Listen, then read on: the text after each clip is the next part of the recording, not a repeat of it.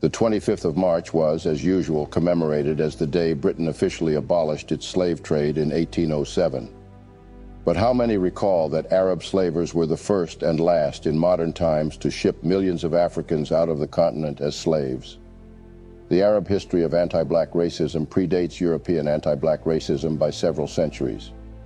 The early Islamic Empire exhibited all the characteristics of anti-black racism, and blacks suffered the lowest form of bondage. Europeans took photographs of chained black African slaves in Arab slave trading vessels on the east coast of Africa in the 1880s. Slavery persisted openly in Saudi Arabia and other Muslim countries in the latter half of the 20th century, 100 years after slavery was abolished in the United States. As late as the 1960s, African Muslims still sold slaves when they arrived on pilgrimages, as a way to finance their pilgrimages. Arab nations lagged far behind the rest of the world in abolishing slavery. Saudi Arabia and Yemen in 1962, United Arab Emirates in 1963, Oman in 1970. However, unlike the rest of the Arab nations, hereditary racial slavery persists in Mauritania, despite multiple official attempts to abolish it. In 1981, by presidential decree, Mauritania became the last country in the world to abolish slavery, but no criminal laws were passed to enforce the ban. Under international pressure in 2007, the Mauritanian government passed a law allowing slaveholders to be persecuted. However, that law has rarely been enforced. Far more anti-slavery human rights activists have been prosecuted than the handful of Mauritanian white masters. In addition, slavers are offered compensation for freeing the enslaved, while the victims of the brutality are offered nothing. In 2015, under international and some domestic mobilization pressure, the Mauritanian government created 3 special courts to prosecute slavery, but so far they have only tried very few cases. However, that's just not all about this oddly unique sect of slavers. The Arab slavers, at some point in history driven outrageously by their odd ambition for economic power and human control, had their African male captives subjected to unimaginable suffering and exploitation. Castration. Yes, you heard correctly. Now, it is of utmost importance to note that what you are about to hear might seem like comparing which, between 2 evils, is better. It does not detract from the fact that the trade in human beings was unspeakably hideous. In the Americas, slaves were allowed to marry, though their children could be sold off like puppies right before their eyes. But what happened to the blacks enslaved by the Arabs? Arabs castrated African slaves. Thus, they could not reproduce their kinds to multiply and replenish the earth. Welcome to yet another video segment. In this video, we are taking a dive at one of the darkest chapters in the human history, marked by its profound brutality and stomach-twisting inhumanity, the Arab slave trade and the castration of their male captives during this dark era. Before we get right into this head-spinning narrative, don't forget to like this video as a way of acknowledging our efforts, share with family and friends to keep spreading our eye-opening black narrative, and subscribe to keep the channel growing. Your support means a lot to us. The castration of male captives during the Arab slave trade would be a forever-lasting, devastating experience for the individuals who were subjected to this depraved, inhuman practice and their families. In his book, Slaves and Slavery, published in 1998, the British writer Duncan Clark defines slavery as the reduction of fellow human beings to the legal status of chattels, allowing them to be bought and sold as goods. This, in essence, is what both the Arabs and Europeans did to Africans, to justify the shipping of millions of Africans as slaves to faraway lands in Asia, in particular the Middle East, and the Americas. The African slave trade, surely one of the most tragic and disturbing episodes in the history of mankind, Clark uncovers in his book, had its origins in the intervention of forces from the civilizations that developed in the regions of the Mediterranean Sea, today's Europe and the Middle East, into the arena of the more fragmented civilizations of sub-Saharan Africa. Africa became a source of slaves for the cultures of the Mediterranean world many centuries before the discovery of the Americas, but it was that discovery and the resulting shift in focus towards the Atlantic that prompted the culminating explosive growth in slavery with such tragic effect. Slavery was, in fact, a central feature of life in the Mediterranean world, especially in Mesopotamia, ancient Egypt, Greece, Imperial Rome, and the Islamic societies of the Middle East and North Africa. The most important source of slaves in medieval Europe, Clark's research shows, was the coast of Bosnia on the eastern shores of the Adriatic Sea. The word slave and its cognates in most modern European languages is itself derived from sklavus's meaning Slav, the ethnic name for the inhabitants of this region. For various reasons, including the harshness of the terrain and endemic warfare among local clans, Bosnia proved the most convenient and long-lasting of these slave-supplying regions. Whichever clan gained a temporary upper hand was always willing to sell its captured rivals in exchange for the goods of the Mediterranean world in the markets of the ancient Romanized city of Ragusa, that is, present-day Dubrovnik. From there, Slavs were shipped as slaves by Venetian merchants to supply new markets in the Islamic world. Thus, for the Islamic world, Clark further reveals, Slavs provided the major source of slaves in the 250 or so years between the defeat at the Battle of Poitiers in AD 732 that forced the consolidation of their dramatic conquests across North Africa and the Iberian Peninsula, cutting back the flow of war captives, and the expansion of the import of black Africans across the Sahara from around AD 1000. The number of people enslaved by Muslims has been a hotly debated topic, especially when the millions of Africans forced from their homelands are considered. With full control of a great part of Africa, the Arabs began to capture young boys and girls and took them to Egypt, where they were sold into slavery within Africa, or taken across the Indian Ocean to Indonesia, China, Southwest Asia, and India. By the 10th century, the demand for slaves from Africa to work as plantation hands, sex slaves, domestic maids, and slave warriors had increased greatly, so much so that an estimated number of 5,000 slaves were shipped out of Africa a year. The historian Paul Lovejoy estimates that some 9.85 million Africans were shipped out as slaves to Arabia, and in small numbers to the Indian subcontinent. Lovejoy breaks his figures down as follows. Between AD 650 and 1600, an average of 5,000 Africans were shipped out per annum by the Arabs. This makes a rough total of 7.25 million. Then, between 1600 and 1800, another 1.4 million Africans were shipped out by the Arabs. The 19th century represented the highest point of the Arabian trade, as 12,000 Africans were vehemently shipped out per annum. The total figure for the 19th century alone was 1.2 million slaves to Arabia. Some other historians estimate altogether that between AD 650 and 1900, 10 million to 20 million people were enslaved by Arab slave traders. Others believe that over 20 million enslaved Africans alone had been delivered through the trans-Saharan route alone to the Islamic world. Dr. John Alambella Azuma estimates in his 2001 book, The Legacy of Arab Islam in Africa, that over 80 million more black people died over that route. The Arab slave trade was so intense, bloody, merciless to say the least. The cruelty on African captives by the Arabs was beyond telling. Similar to the transatlantic slave trade, captured slaves were beaten to be weakened and chained together. However, captured victims in the sub-Saharan slave trade had to endure several weeks of walking through the desert, carrying loads for their new masters from West or East Africa, to where they were eventually sold in the slave markets: Cairo, Baghdad, Istanbul, Mecca, and other centers. These slaves played various roles in the economy of the Muslim world. They were used as servants, harem keepers, laborers in fields, mines, and hydraulic yards, and as cannon fodder in armies. In several of his detailed books about the slave trade, British explorer Henry Hamilton Johnston explains how several slaves died in the desert, while others who fell sick or were badly bruised and could not make it were brutally killed by their masters. David Livingstone, the British missionary, traveler, and explorer, was so upset by the way the Arabs treated their African slaves that he wrote back home in the year 1870. These were his words: "In less than I take to talk about it, these unfortunate creatures, 84 of them, wended their way into the village where we were. Some of them, the eldest, were women from 20 to 22 years of age, and there were youths from 18 to 19 years. But the large majority was made up of boys and girls from 7 years to 14 or 15 years of age. A more terrible scene than these men, women, and children I do not think I ever came across. To say that they were emaciated would not give you an idea of what human beings can undergo under certain circumstances.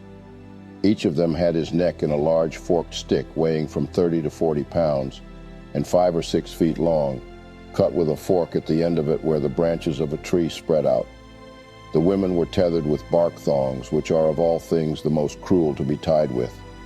Of course, the bark thongs are soft and supple when first stripped off the trees, but a few hours in the sun would make them about as hard as the iron-round packing cases. The little children were fastened by thongs to their mothers. As we passed along the path through which these slaves had traveled, I was shown a spot in the bushes where a poor woman the day before, unable to keep up with the march and most likely to hinder it, was cut down by the axe of one of these slave drivers. We went on further and were shown a place where a child lay. It had been recently born and its mother was unable to carry it from debility and exhaustion. So the slave trader had taken this little infant by its feet and dashed its brains out against one of the trees and thrown it in there. Such was the brutality meted out to the Africans by the Arabs. Looking at all this in a very factly honest manner, the totality of the unthinkable, horrid practices besetted upon a certain group of people. Historians agree that it is a mistake to equate the bare survival of Africa with cultural or social or economic stagnation, for the slave trade visited such panoply of tragically interconnected disasters into the lives of every African for centuries, so that they have worked their way into the very racial memory of the continent and its people, particularly females, that only with time and kindness can it be expunged from the psyche of Africa. The Arabs' treatment of black Africans can aptly be termed an African genocide. Arabs killed more Africans in transit, especially when crossing the Sahara Desert, than Europeans and Americans combined, and over more centuries, both before and after the years of the Atlantic slave trade.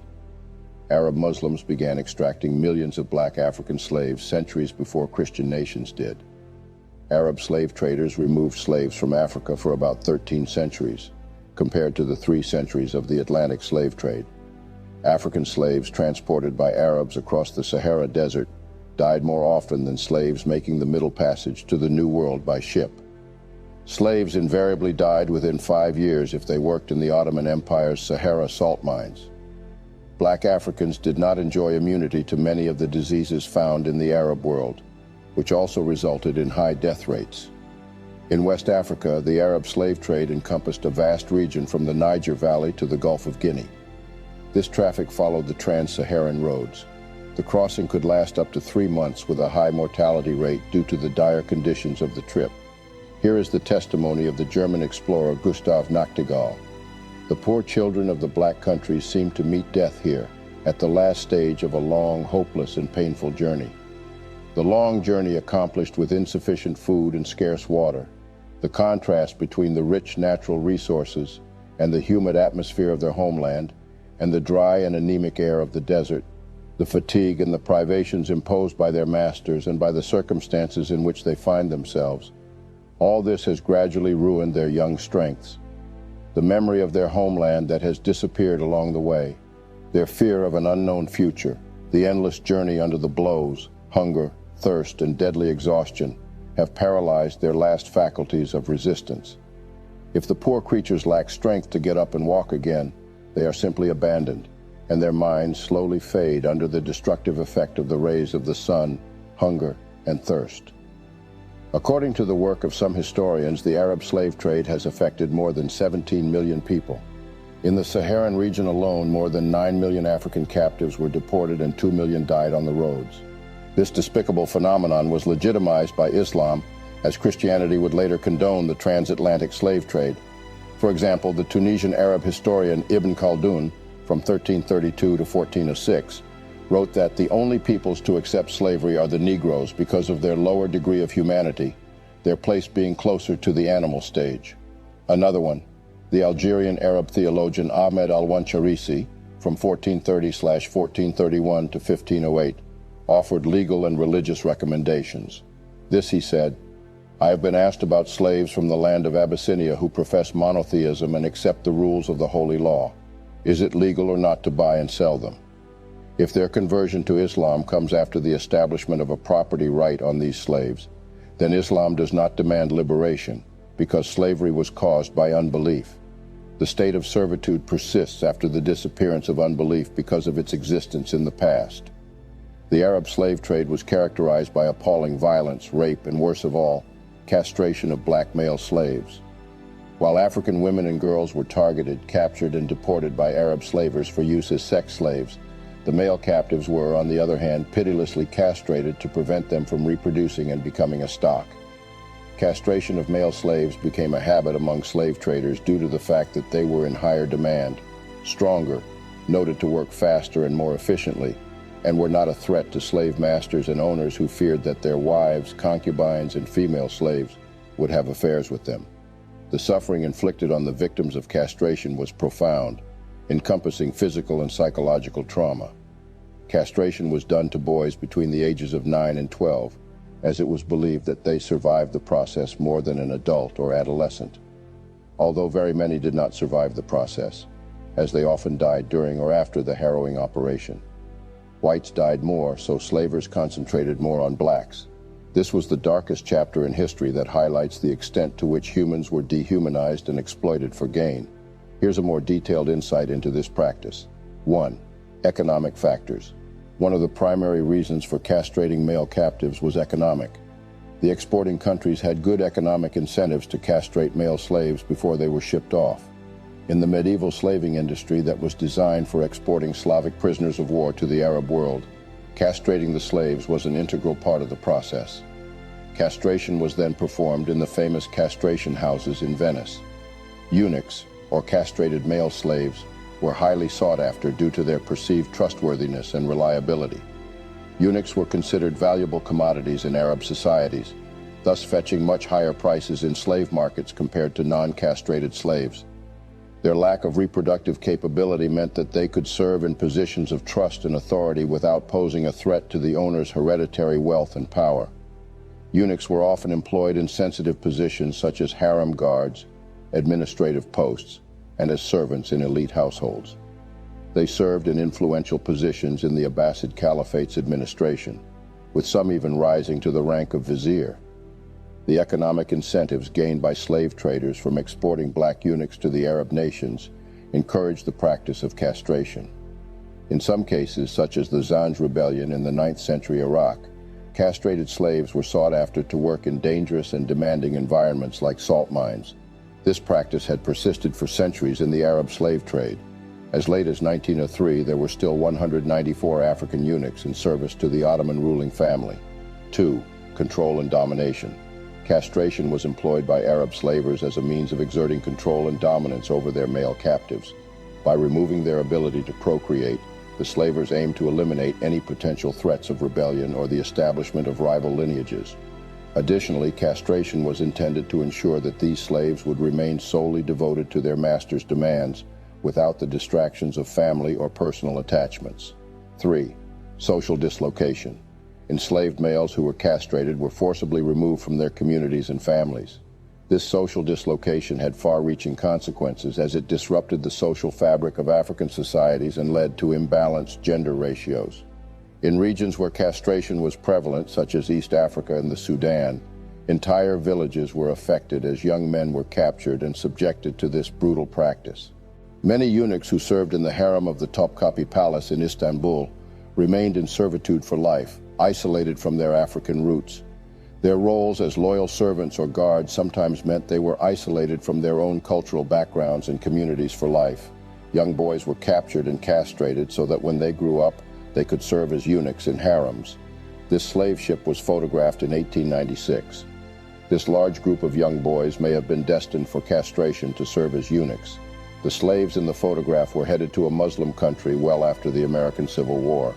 In fact, slavery in the United States was a good bit more humane than slavery in the Arab world. It was bloody for Africans, bloody beyond words. In some cases, African societies would engage in castration as a preemptive measure to protect their youth from being captured and castrated by Arab slave traders.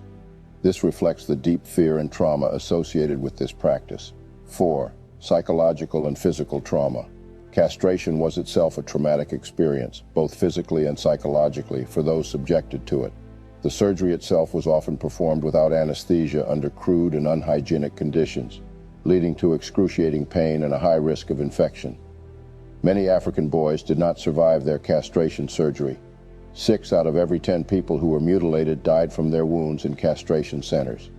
This is a prime reason why there are not many communities of blacks living in the non-African Muslim world today, despite the millions of black African slaves who were sold into the Muslim world.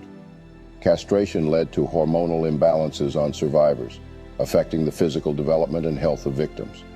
Without testosterone, eunuchs often suffered from various health issues such as decreased muscle mass, fatigue, obesity, osteoporosis, and a lack of secondary sexual characteristics. 5. Cultural and religious beliefs. Some societies believed that castrated individuals were spiritually purer and more suitable for certain religious duties. For instance, in some Islamic societies, eunuchs were considered more appropriate for guarding holy sites. The guardianship of the Holy Kaaba in Mecca included the use of African eunuchs. Some men were castrated to be eunuchs in domestic service, and the practice of neutering male slaves was not limited to only black males. The Khalifa in Baghdad at the beginning of the 10th century had 7,000 black eunuchs and 4,000 white eunuchs in his palace, writes author Ronald Siegel in his 2002 book Islam's Black Slaves, The Other Black Diaspora. In the Arab world, demand for castrated slaves was so high that even with the appalling death rate from the procedure, it was still profitable, which explains why there is no large African diaspora community in Arab countries. Castrated men don't father children. The Arab slave trade had a tragic impact on the evolution of African societies. Some areas were completely devastated and depopulated. Welsh explorer Henry Morton Stanley, from 1841 to 1904, was a horrified witness of this traffic. He wrote that after the depredations of the Arab traffickers, the black blood flows toward the north, the equator smells corpses. As one commentator puts it, could it be true that the corrosive effects of 4 centuries of commerce in humans, with its temptation, its inbuilt opportunism, its reduction of humans to a cash value, its cycles of revenge, and its inevitable physical brutality, have built lasting flaws into the African pattern of thought and action?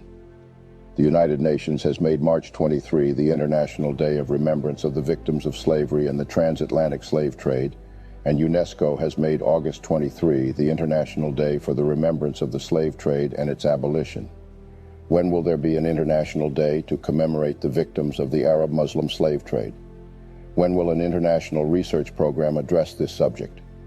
When will a project be implemented to identify, restore, and publicize the sites and monuments linked to this Arab trade, like the existing projects concerning the transatlantic trade? When will educational material be produced and cultural and artistic programs conducted to raise awareness of this criminal activity? When will a museum on the Arab Muslim slave trade be established? This brings us to the end of this video segment. And did you happen to learn a thing or two? If so, then don't forget to like the video, share with your families and friends, and subscribe to keep the channel growing. Thank you for watching.